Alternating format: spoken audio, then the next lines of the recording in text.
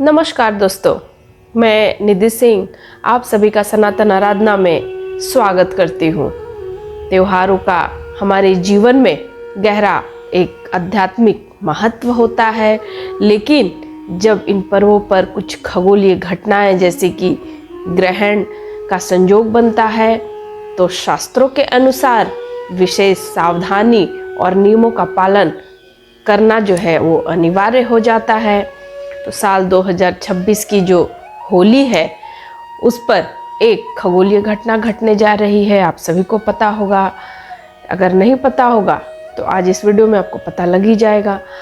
और अगर आप चैनल पर पहली बार आए हैं तो चैनल को सब्सक्राइब कर लीजिएगा। वीडियो अच्छा लगेगा तो लाइक कीजिएगा और बाकी लोगों में भी शेयर कीजिएगा।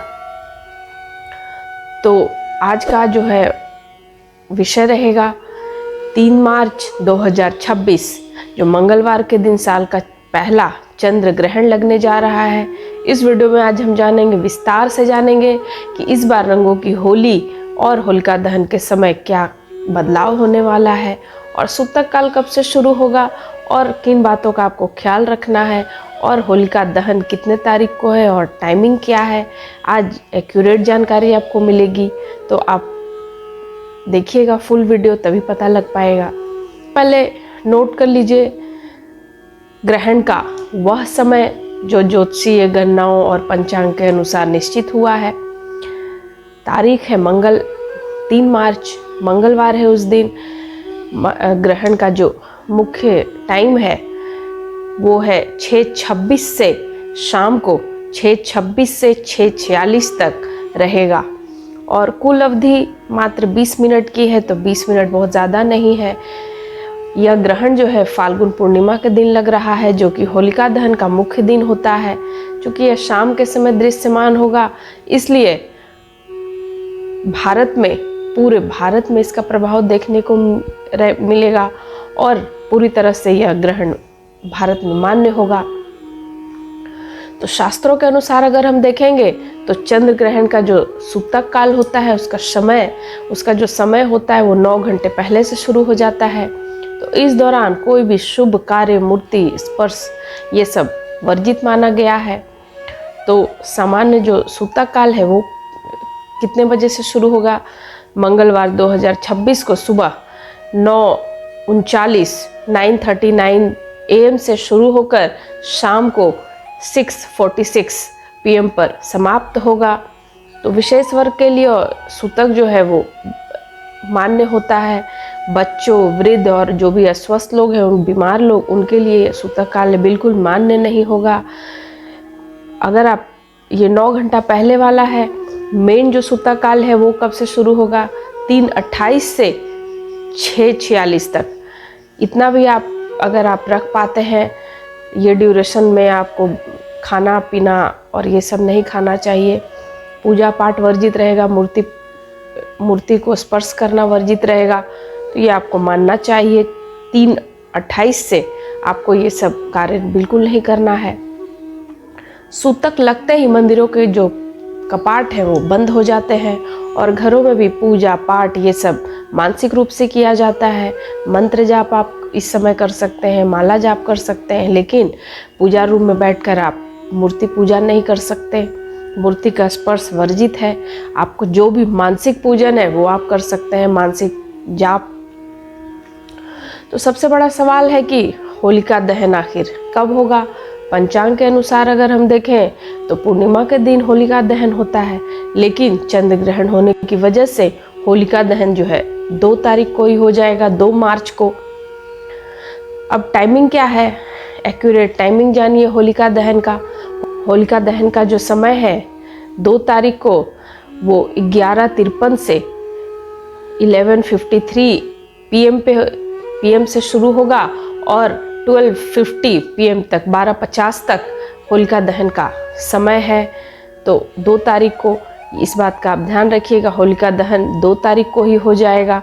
3 तारीख को चंद्र ग्रहण है और 4 को होली मनाई जाएगी, तो इस पर आप विशेष ध्यान देंगे। और ग्रहण में आप मानसिक रूप से जितना जाप करेंगे उतना ज़्यादा आपको फ़ायदा होगा। अब जो है होलिका दहन 2 को है और 3 को ग्रहण है। अब ग्रहण के बाद क्या करेंगे, ग्रहण के बाद जो है 6:46 में ग्रहण ख़त्म होगा। उसके बाद आप स्नान करेंगे, दान करेंगे।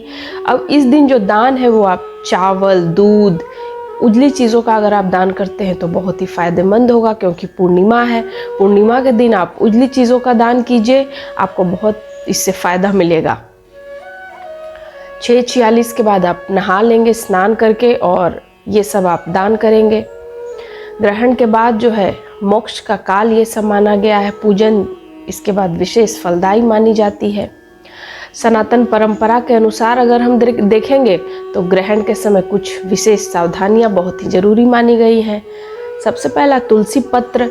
सूतक शुरू होने से पहले ही खाने पीने की जो वस्तुएं हैं, पानी का जो बर्तन है उसमें आप तुलसी का पत्ता डाल दें। इससे वो अशुद्ध नहीं होगी और शुद्ध बनी रहेगी। इसके बाद आप मंत्र जाप इस समय कर सकते हैं। 6:26 से 6:46 तक तो आप जरूरी ही मंत्र जाप करें। ये भगवान ओम नमो भगवते वासुदेवाय का भी आप जाप कर सकते हैं, महामृत्युंजय जाप कर सकते हैं। उसके बाद सूर्य का जाप कर सकते हैं, और कुछ नहीं तो गुरु मंत्र, अगर आपने दीक्षा लिया हुआ है तो गुरु मंत्र का जाप आप कीजिए। अब गर्भवती महिलाएं जो है सूतक और ग्रहण के समय घर के भीतर ही रहें। किसी भी नुकीली वस्तु से, जैसे काटना, छाटना, बर्तन धोना, ये सब आप बिल्कुल उस दिन ना करें।